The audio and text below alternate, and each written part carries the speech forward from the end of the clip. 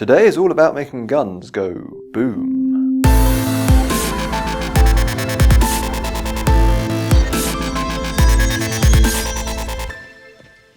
See this? This is my boomstick! Josh and Kirsty have already shown you how to film fake guns so that they look real. Now it's time to find out how to make them actually do something. So we have 2 shots and 2 techniques. Let's go.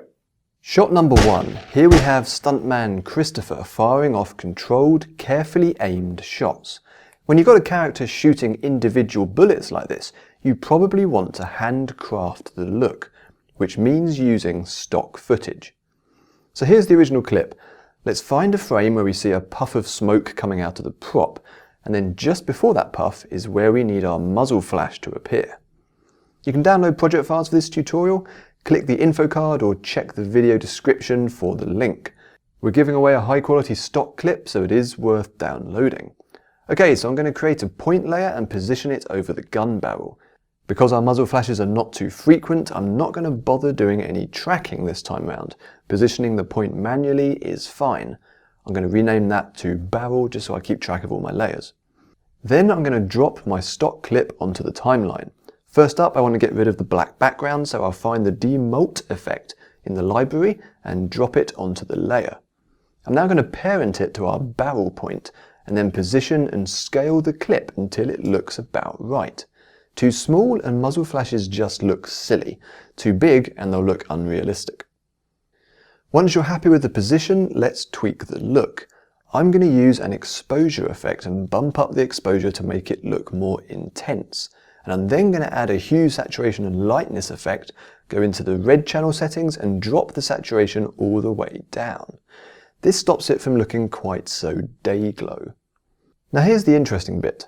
I'm going to sling the heat distortion effect on, and by fiddling with distortion and diffusion strength, we can alter the look of the muzzle flash without changing its overall composition. This is actually a really neat way to get lots of slightly different muzzle flashes out of a single piece of stock. Finally, I'll put a zoom blur on, which gives the flash a bit more dynamism. Okay, we're done with the stock. It's only a handful of frames, so we don't need to worry about additional tracking or animation, but it does still look a little bit pasted on, so let's tweak. I'm going to add a new plane layer above the stock, and to that I'm going to add a light flare. In the light flare properties, I'm going to choose the sun glare type, which looks pretty good for this, but I will go into the rays settings and drop the brightness down because I don't want none of your rays. In the hotspot option, I'll parent the flare to the barrel point that we created back at the start and then zero out the position so that it's right on top. I also need to change the blend mode, which I'll set to none, and then change the layers blend mode to screen. Then it's about tweaking the scale to make the flare nice and big. I'll then activate keyframing for the intensity, and over 3 or 4 frames just drop it down to 0 so it disappears. Finally, I'll use the slice tool to just cut the ends off the layer, which I'll then delete, and that just keeps things neat and tidy on my timeline. So it's also a good idea in this case to change the light flare color to better match the muzzle flash.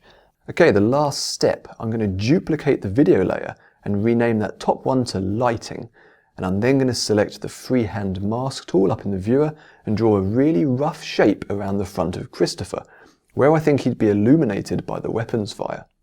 Once I'm happy with the general shape, I'll increase the roundness to smooth off the corners, put the feather up to hide the edge, and tweak the expansion if needed.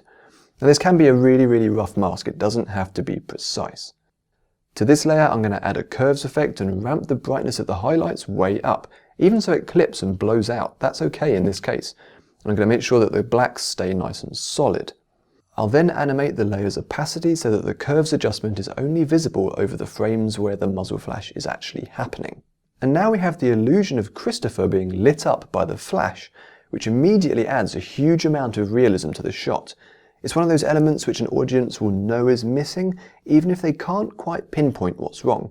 Now the cool thing about how we've set this up is that if we want another muzzle flash, say over here at this point on this frame, all I need to do is select our flare and stock layers, copy them with Ctrl or Command C, and then paste them in over here with Ctrl or Command V. Because these copies are still parented to the barrel point, all we have to do now is move that point. So I'll head back to our first muzzle flash and activate the position keyframing for our barrel point.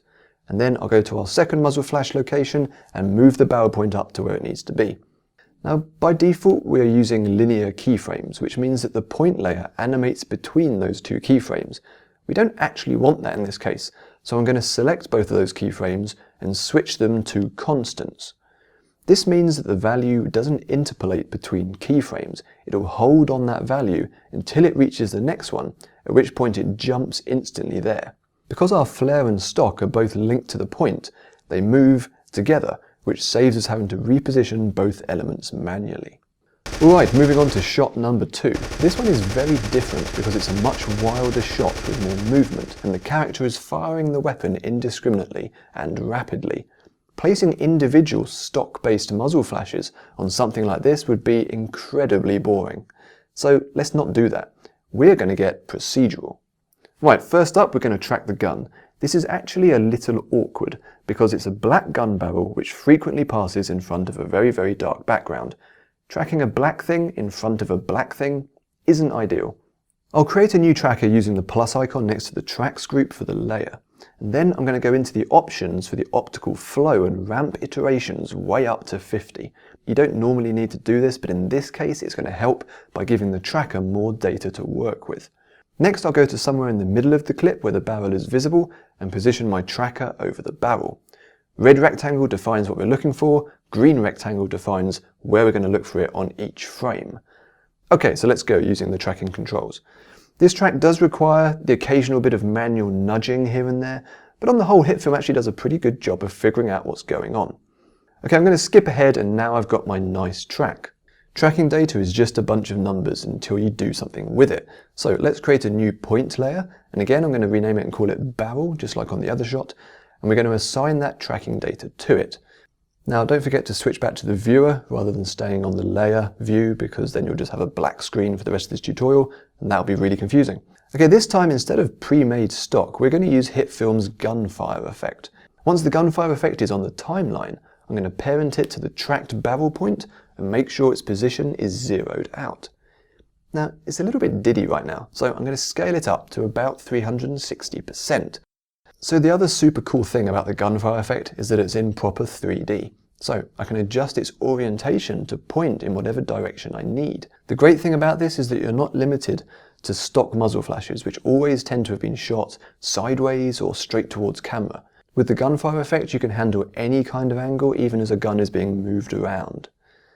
Right, now it's time to dial in all the options so this actually looks good, because right now it doesn't really look good. Now, being British, I don't know for sure what this kind of gun should look like. I have absolutely no idea.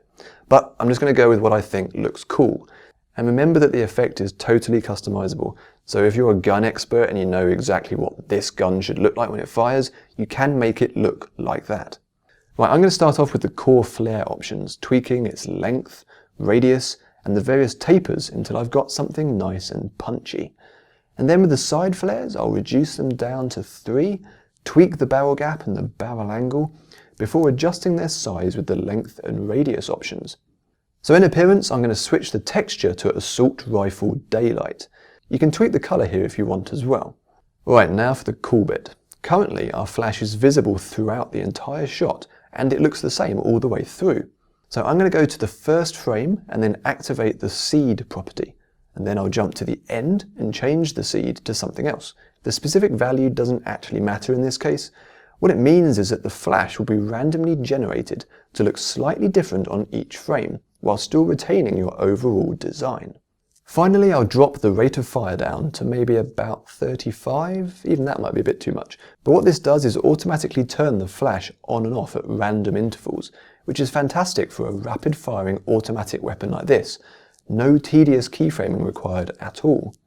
This prop weapon didn't generate real puffs of smoke like the other one, so let's add those digitally. Conveniently, there's a preset in HitFilm 4 Pro called Gunsmoke. I'm going to drop that on beneath our gunfire layer, and then I'll go in, find the emitter shape, and parent its position to the barrel point. I also need to do a bit of keyframing work to the particle system's active property, turning it on and off at random intervals so that the smoke puffs out every now and then. Another good tip for the muzzle flashes is to add a slight blur to them, because in this case the depth of field on these shots was actually pretty shallow. And that's pretty much what I'm going to do with this, other than maybe just dropping the layers of opacity down a bit to make it subtler. The final steps are similar to the other shot, creating a masked duplicate of the video to create artificial lighting. The only difference here is that I used the flicker effect to add random flickering. The same flicker trick can be used on a light flare, which is also parented to the barrel point. And there you go, you have a pretty cool looking shot. So there you have it, two very different techniques for creating muzzle flashes. Now which one you use will depend on the needs of the shot and whether you're creating individual flashes or hundreds of the damn things. So that's about it for this week, and remember, if you are filming with guns, always inform the police ahead of time and stay safe. We release a new video every Tuesday, so make sure you hit the subscribe button so you don't miss out and get sad.